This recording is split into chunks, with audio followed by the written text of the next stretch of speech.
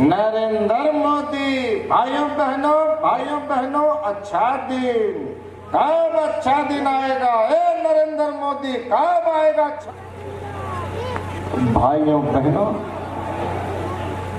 मेरे देश में और देश के उत्तम प्रदेश हरियाणा आंदोलन होगा।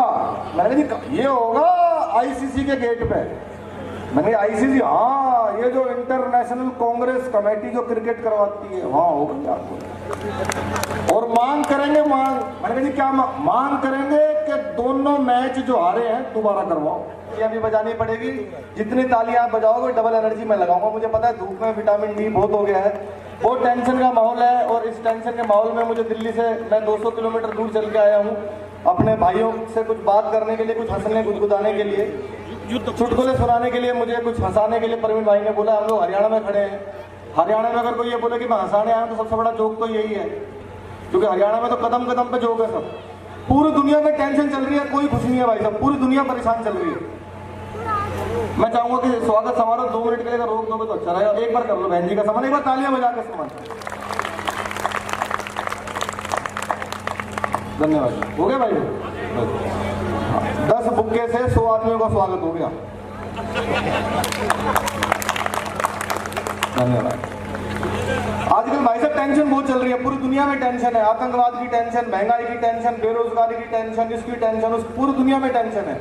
चाइना और उसका यूक्रेन का और रशिया का युद्ध चल रहा है, उसकी टेंशन चल रही है। कोरोना की टेंशन, कोरोना में सबसे ज्यादा टेंशन किसको हुई? मुझे हुई, क्योंकि कोरोना में अंग्रेजी बहुत आ गई। सैनिटाइजर, वैक्सीनेशन, आइसोलेशन, क्वारंटीन, इतनी अंग्रेजी आ गई भाई साहब। एक आदमी रोज घर में घंटी बजाता, बोला भाई साहब सैनिटाइजर दे दो। मैंने कहा मेरे पास तो नहीं है। अगले दिन फिर घंटी बजाई, बोला भाई साहब सैनिटाइजर मिलेगा? मैंने कहा मेरे पास तो नहीं है।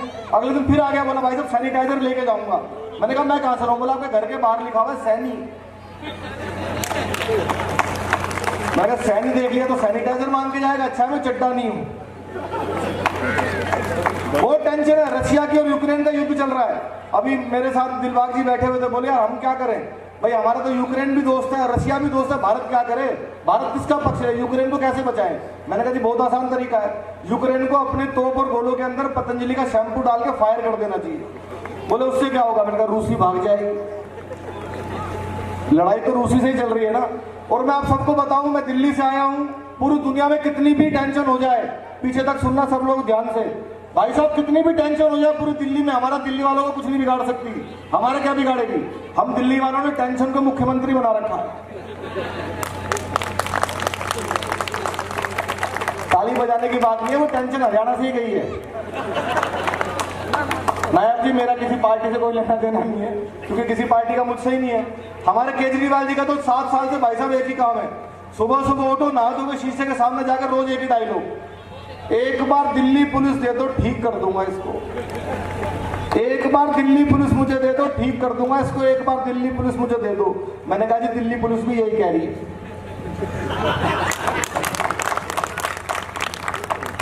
एक बार दे दो बस।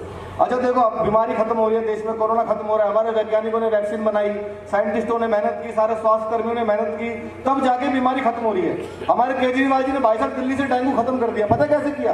पूरी दिल्ली में बड़े बड़े होर्डिंग लगवाए 200-200 फुट के, उसमें लिखवाया डेंगू का मच्छर साफ पानी में भी पनप सकता है, नीचे उनका फोटो। तो डेंगू दोबारा आने की हिम्मत नहीं कर रहा। एक तो मुझे ये नहीं पता कितनी देर मुझे बोलना है, और मैं बहुत लंबी कैसेट है, 1-1.5-2 घंटे हो जाएंगे, मैं ज्यादा समय नहीं लूंगा आपका। मुझे ज्यादातर लोग बुलाते हैं कि मैं देश के सारे नेताओं की मिमिक्री करता हूँ। आप में से कुछ भाई देखते भी होंगे, और वैसे तो किसके बाद टाइम है आज के समय में। हमारी मातृशक्ति पीछे बैठी है, मैं आपको बहुत बहुत प्रणाम करता हूँ, और सब खुल के हंस रहे हैं। भाई साहब दिल्ली की महिला कभी खुल के नहीं हंसती, तो हरियाणा, राजस्थान, पंजाब में होता है कि लेडीज खुल के हंसती है।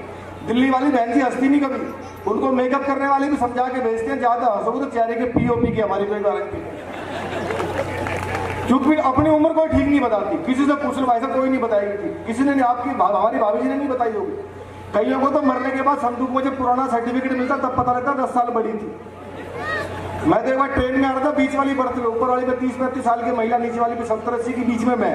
ऊपर वाले ने नीचे वाले से पूछा, बोलो बहन तुम्हारी उम्र कितनी होगी? 70-80 वाली बोली होगी 30-35। इतना बड़ा घोटाला चिदम्बरम ने भी नहीं किया। अब 70-80 वाले ने 30-35 साल से पूछा, बोलो बहन तुम्हारी कितनी होगी? बोली होगी 18-20। मैं बर्थ से नीचे गिर गया। बोले क्या करो? मैंने कहा पैदा होने की कोशिश। मतलब मेरी तो भी हुई नहीं, लेकिन मुझे पता है भाई साहब शादी के बाद क्या होता है, मुझे सब पता है। शादी होती है, पत्नी अपने पति को बुलाते हैं, इधर आ भाई। वो बेचारा ऐसा जाता है जैसे चुनाव हार के नेता अपने ऑफिस में जाता है, ये दोस्त तेरा बहुत खराब है, कल से इससे बात करना बंद कर दे। वो उससे बात करना बंद कर देता है। अगले दिन फिर बुलाते हैं, ये खाना बंद कर, वो पीना बंद कर, IPL पर सट्टा लगाना बंद कर। जब वो सब कुछ छोड़ के बिल्कुल सुधर जाता है ना, अचानक रोमांटिक होकर बोलती हैं, अब आप पहले जैसे नहीं रहे। वो बेचारा पहले जैसा कहाँ से रहेगा, सॉफ्टवेयर तो पहली फॉर्मेट कर दिया उसका।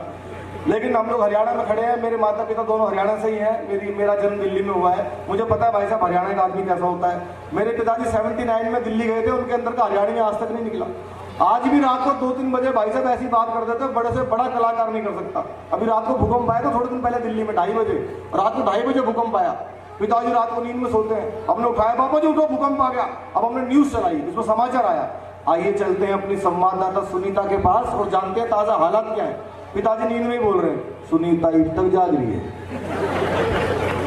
कुछ नहीं पता मतलब क्या हो जाएगा, लेकिन मैं ज्यादा समय नहीं लूंगा आपके। मुझे जिसलिए बुलाया जाता है कि मैं देश के बड़े बड़े नेताओं की मिमिक्री करता हूं। मैं कुछ नेताओं का आपके सैनी समाज बरवाला के मंच पर, यदि आपकी आज्ञा हो तो मैं प्रस्तुत करता हूं।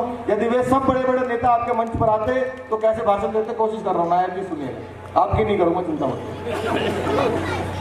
एक नेता है लालू यादव, आप सब जानते होंगे। लालू जी को जानते हो ना, सबसे ईमानदार आदमी है देश के, सबसे ईमानदार है भाई साहब। जिस जेल का उद्घाटन किया था उसी में बंद रहे, इससे ज्यादा ईमानदारी क्या होगी। लालू जी का भाषण देखना, फिर मैं मोदी जी, अमित शाह जी सबको यही बुलाऊंगा सैनी समाज के मंच पे। सामने आप जैसे इंटेलिजेंट लोग बैठे थे, लालू जी जैसी माइक पे आए, नरेंद्र मोदी, नरेंद्र मोदी, भाइयों बहनों अच्छा दिन, कब अच्छा दिन आएगा, नरेंद्र मोदी कब आएगा अच्छा दिन। नीचे से लड़का उठा, बोला जी 9वीं फेल आपका लड़का उप मुख्यमंत्री बन गया, और कितने अच्छे दिन लोग, और कितने अच्छे दिन लोग। एक और नेता है क्या थे, नवजोत सिंह सिद्धू थे, अब तो जेल में है।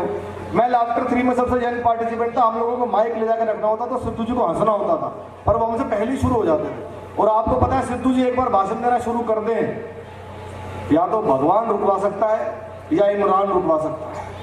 एक नया लड़का आया, गुरु मैं कहता हूं तुझ में वो बात है, तू ही है जो सागर को नदी दशक को सदी बना देगा।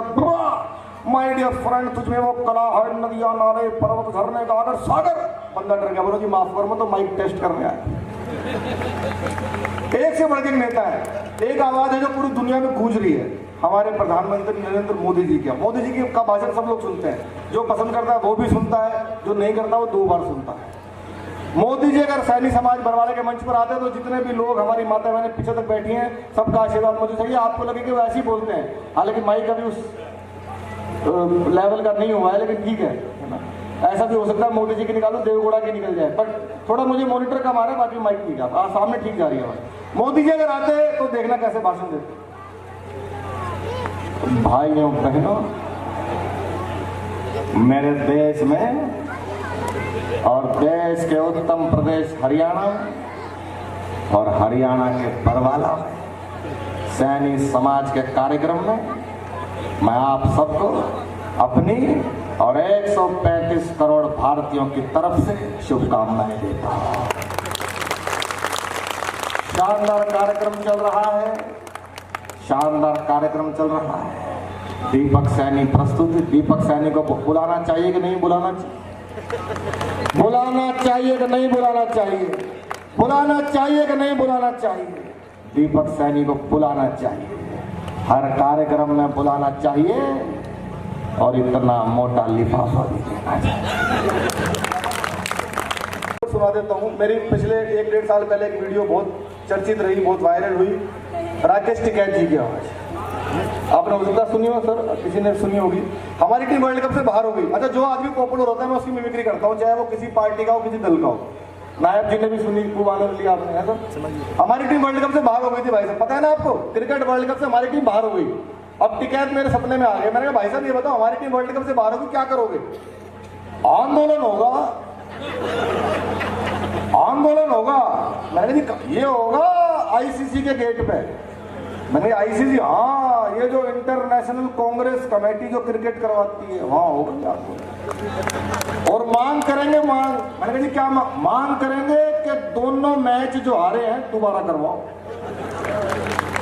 ये मैच दोबारा होंगे, रन रेट का कानून बढ़ेगा। इसका रन रेट बढ़ गया, उसका रन रेट घट गया, कौन बढ़ाता है रन का? रन रेट का कानून बढ़ेगा। एक और समस्या है क्रिकेट में। मैंने कहा जी क्या समस्या है? अंपायर उंगली उठा के आउट देता है, बैट्समैन ऐसे कर देता है, अंपायर किसी से बात करके नॉट आउट कर देता है। ये कौन है बीच में अंपायर की जिससे बात होती है? ये कौन बात करता है अंपायर से? उसकी जांच होगी, आंदोलन होगा, पिच पे बैठेंगे, विकेट की बजाय गन्ने गड़ेंगे हमारे। बहुत बहुत शुक्रिया, धन्यवाद, आपने मुझे बुलाया प्रवीण भाई, सैनी समाज। मैं सिर्फ इतना ही कहना चाहता हूं कि हमारा समाज पिछड़ा हुआ समाज बिल्कुल भी नहीं है। हमने शासन भी किया है देश में, और इतनी बड़ी बड़ी धर्मशाला, इतने बड़े बड़े स्कूल, इतने बड़े बड़े कलाकार, सब कुछ हमारे समाज के पास है। बस हमारे दिमाग में जो ये बार बार डालने की कोशिश होती है कि तुम पिछड़े हो, तुम पिछड़े हो, तुम पिछड़े हो, उससे हमें बाहर निकलना है। और आपका भाई लगा हुआ है। आज मीडिया के अंदर कोई ऐसा चैनल नहीं है जो मेरे टैलेंट की वजह से मुझे ना बुलाता हो। अपने टैलेंट को निखारिए, फिर कोई जाति वाति कुछ भी आपके रास्ते में नहीं आएगी, सब वो लोग आपको बुलाएंगे। बस इतना ही कहना चाहता हूँ कि लगा आधुनिक समय को बड़ा जब ये रोग, पिछड़ा बनने के लिए झगड़ रहे हैं लोग। मैं कभी भी बस आपको विश्वास दिलाता हूँ, सैनी समाज के मंच पर खड़ा हूँ, अपने घर में खड़ा हूँ, कि मेरी वजह से कभी भी कोई ऐसा काम नहीं होगा। आप मुझे चाहे टीवी पर देखना, चाहे कहीं भी देखना, जिससे सैनी समाज पर इतना सा भी दाग लग जाए। आपने मुझे बुलाया, बहुत बहुत शुक्रिया, धन्यवाद। जय हिंद, जय भारत, जय भीम।